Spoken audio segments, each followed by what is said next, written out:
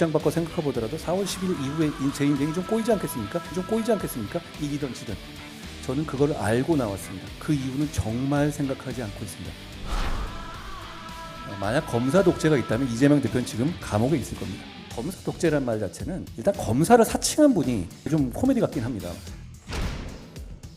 이재명 대표님께 안타까운 점은 너무 거짓말을 많이 한다는 겁니다. 부끄러워하지 않는다는 것이 저는 충격적입니다. 아직까지 당대표고 아직까지 이렇게 당을 장악한다? 대단한 정치력이라고 생각합니다. 그렇지만 저는 그 정치력은 배우고 싶지 않습니다. 그런데 이번 총선에서 저희가 지금 생각하는 그 목표를 달성하지 못한다면 저는 당연히 비상대책위원장직에서 물러날 겁니다. 오해가 있으신 것 같은데요. 저는 이기면 안 떠납니다. 이기면 안 떠납니다.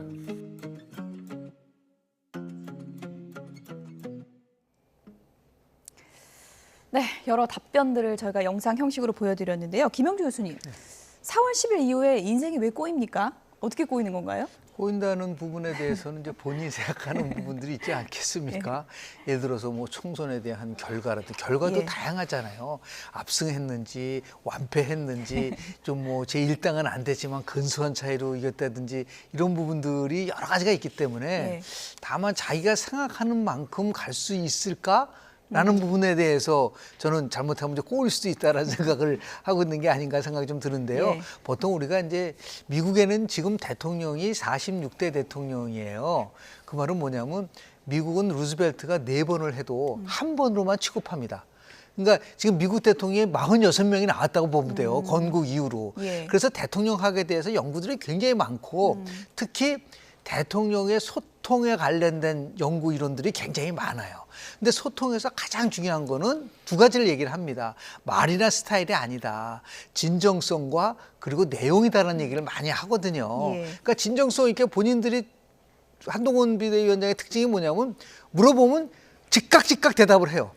그러니까 그러게 이제 많은 사람들이 봤을 때 기존에 이제 왜 새로움을 가지고 보냐면 관훈클럽에 나오신 분들은 그동안 우리가 많이 알던 분들이 그동안 관훈클럽을 다 지배했는데 이번에는 전혀 새로운 분이 나와서 관훈클럽을 하니까 아마 관심도도 갖고 항상 우리 국민들은 새로움에 대한 변화에 대한 나름대로의 목마름이 있어요. 이것도 또 정치인 데뷔 무대 그렇습니다. 중에 좀 그러다 레벨이 보니까 높은 거잖아요. 아 어떻게 할까 첫 데뷔니까. 그런데 제가 볼 때는 무난하게 그 부분에 대해서 잘 대처하지 않았느냐 생각이 좀 들고 다만 이제 아쉬운 거는 정치인들의 언어는 항상 저는 긍정의 언어를 써야 된다고 봅니다. 그렇게 해서 나는 기존에 있는 여의도와 달리 끊임없이 국민들에게 긍정의 언어를 주고 또 나름대로 미래에 대한 얘기를 하고 이런 식으로 하면은 더욱더 아, 저 사람은 기존에 있는 정치인과는 좀 확실히 다르구나라고 하는 부분들이 생기도 있었었는데 그런 부분이 이제 조금 앞으로 더욱더 한동훈 비대위원장이 좀 다듬어야 될 부분이 아닐까라는 생각을 좀 하게 됩니다. 원래 인생 자체가 마음대로 되지 않는다고 생각한다. 이기든 지든 제 인생 꼬이지 않겠나. 이런 게 어떻게 보면 꼬인다는 표현은 좀 갑갑하고 그럴 때 하는 말 아닌가 싶기도 한데 뭐 여러 좀 복잡한 심경이 포함된 단어일까요? 저는 뭐 그렇게 기대를 합니다. 그렇게 예측하기보다는 기대를 한다는 말씀을 드린 이유가 자 지면은 꼬이는 건 당연합니다. 그죠? 왜냐하면 정치를 시작했는데 성과를 못 낸 거니까 당연히 꼬이겠죠. 근데 이기면 꼬인다. 왜 그럴까요? 총선을 이기려면은 무언가를 해야 되니까 그거를 상정하고 한 얘기가 아닐까. 저는 그러길 바라고요. 그러면 총선 승리를 위해서 지금 한동훈 위원장이 할 수 있는 건 딱 하나예요. 국민과 공감하는 겁니다. 근데 국민과 공감을 하려면 지금 국민과 공감을 못하는 사람하고는 차별화가 되겠죠. 그럼 국민과 공감을 못하는 부분과 차별화를 할 때 뭔가 이 갈등이 발생할 수 있지 않습니까? 그럼 그게 아직 대통령 임기가 3년이나 남았는데 당연히 꼬일 수 있고 꼬이면은 본인 입장에서는 아 떠나야 되지 않을까 이런 생각을 하는데 그러니까 많은 사람들이 떠나야 되지 않겠냐라고 얘기를 하니까 아 나는 안 떠난다 이렇게 얘기를 한 건데 이겨도 안 떠난다예요. 저거는 이기면 안 떠난다가 아니라 이겨도 안 떠난다인데 제가 볼 때는 그렇습니다. 저게 안 떠난다는 게 정치를 안 떠난다는 거지 물리적으로 뭐 해외 약간 뭐 연수를 다녀온다거나 이걸 안 하겠다로 들리지는 않았어요.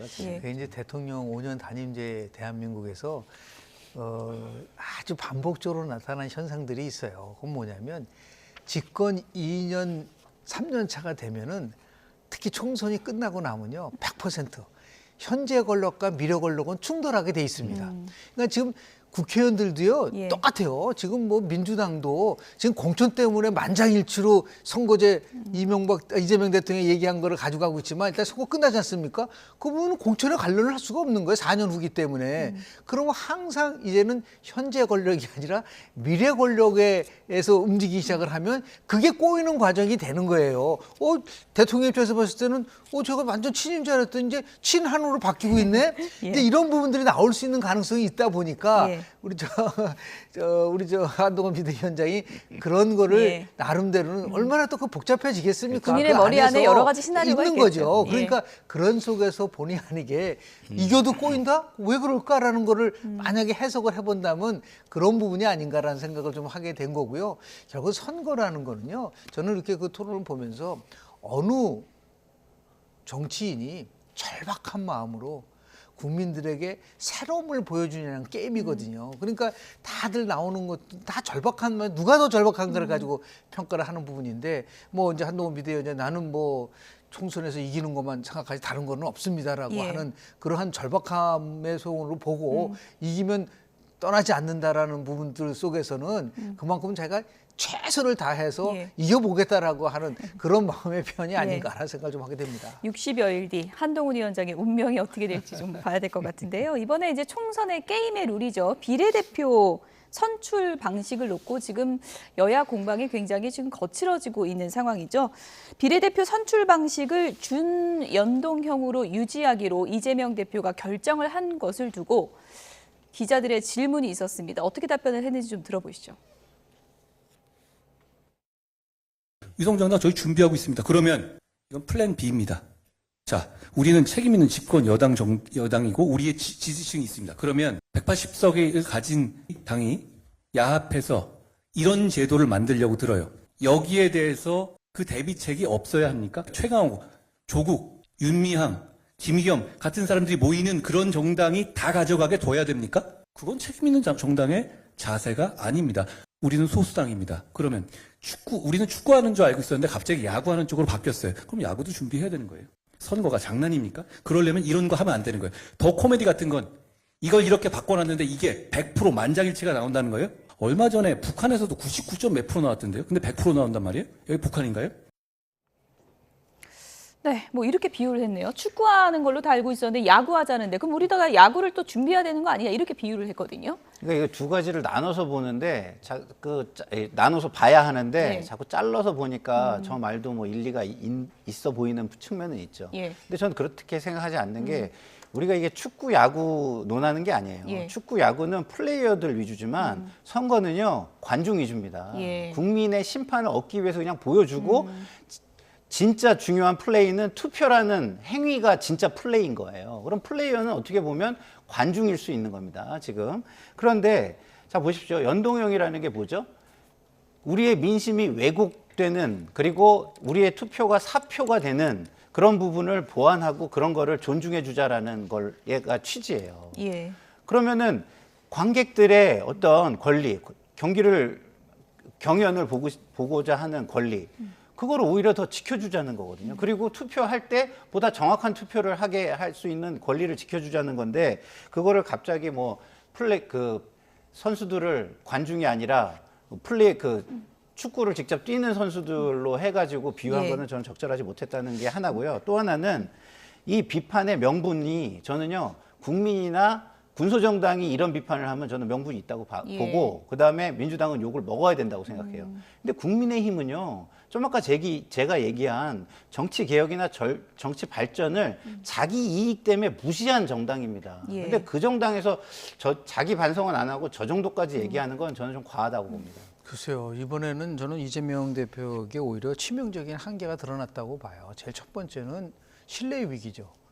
이재명 대표가 7번이나 위성정당 금지에 대한 약속을 했는데 지키지 않았다는 거. 두 번째는 이게 굉장히 중요한 부분인데요. 이게 위성정당을 만드는데 노력을 했는데 국민의힘 때문에 할 수 없이 우리는 위성정당을 만든다. 그거는 제가 볼 때는 잘못된 논리다. 위성정당을 안 만들려면요. 비례대표 후보 내면 됩니다. 그리고 거대 의석을 갖고 있는 야당이 지금까지 자기가 원하는 법은 다 만들어놨는데 위성정당 근입법은 왜 못 만들어요? 이건 마지막으로 이게 더 치명적인 게 민주당은 1인 4당화 됐다는 거를 아주 적나라하게 보여준 거예요. 아니 의원총회를 열어서 중지를 모은 다음에 그거를 예를 들어 당대표가 하는 건 모르겠지만 당대표가 결정하니까 의원총회에서 만장일치로 이거는 1인 4당화 됐다는 걸 보여주는 거기 때문에 오히려 이거 내용보다는 이 과정 속에서 민주당이 치명적인 그 나름대로 한계를 보여주지 않았는가 생각을 하게 됩니다. 예. 어쨌든 뭐 김건희 여사 논란이나 지금 두 분이 분석을 해주신 이 비례대표 선거제 논란이나 설 민심에 이제 다 녹아들 텐데요. 네. 설 연휴 직전에 이루어진 여론조사 결과를 제가 좀 소개를 좀 해드리겠습니다. 보여주실까요? 네, 먼저 정당 지지도 여론조사 결과입니다. MBN에 의뢰해서 넥스트 리서치가 조사를 한 여론조사 결과인데요. 보시는 것처럼 국민의힘이 34, 민주당이 27, 개혁신당, 이낙연 신당 2 이렇게 나오고 있습니다. 네, 그렇다면 총선 여론 판세에서 수도권 민심은 어떻게 돌아가고 있을까요? 이 여론조사에서는 국민의힘이 44, 더불어민주당이 35 이렇게 나타나고 있습니다. 차기 지도자 여론조사 결과도 함께 보겠습니다. 한동훈 국민의힘 비상대책위원장이 42%로 나왔고요. 이재명 더불어민주당 대표가 36%로 나타나고 있습니다. 여론조사마다 조금씩 차이는 좀 있습니다. 네, 이번엔 뉴스원이 갤럽에 의뢰한 여론조사 결과입니다. 수도권에 있는 유권자들을 대상으로 여론조사를 실시했다는 부분을 먼저 말씀드립니다. 수도권 설 민심, 서울 정당 지지도를 보겠습니다. 국민의힘이 31, 더불어민주당이 35, 오차범위 냅니다.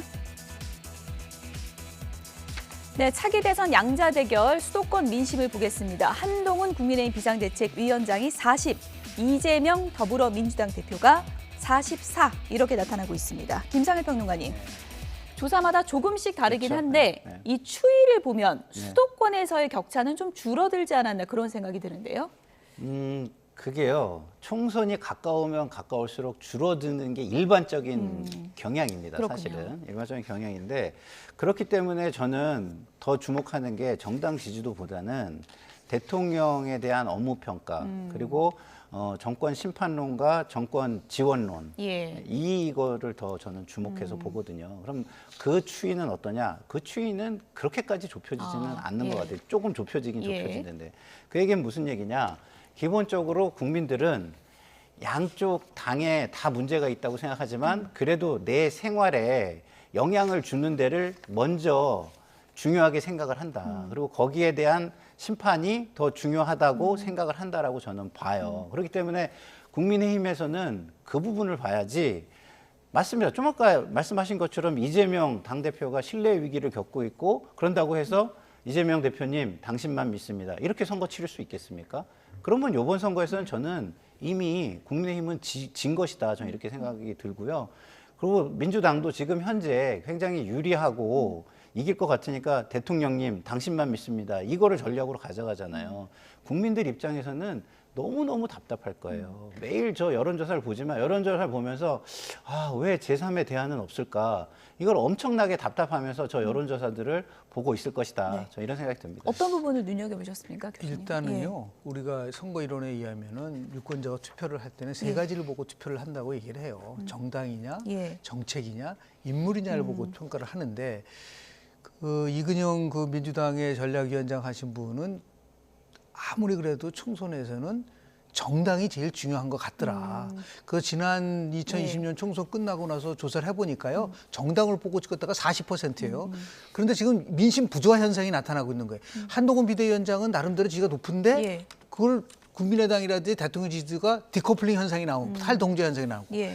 정권 심판은 무지하게 높은데 이재명 대표에 대한 긍정평가는 낮게 나오고 그리고 개혁신당 해야 돼 하는데 보니까 신당에 대해 이끌어가는 5%가 안 사람들은 돼요, 5%가 안 지금 보니까.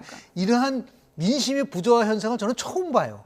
그렇기 때문에 이 막판에 결국은 누가 더 국민들에게 개혁적 모습을 더 가져갈 수 있느냐라는 그런 게임이기 때문에 저는 예. 지금 어느 쪽도 유리한 입장이 있지 않다. 예. 그러니까 앞으로 남은 한 60일 동안을 정말 국민들에게 혼심을 다해서 변화 개혁, 희망을 주는 정당이 돼야 되지 않을까라 생각을 합니다. 예.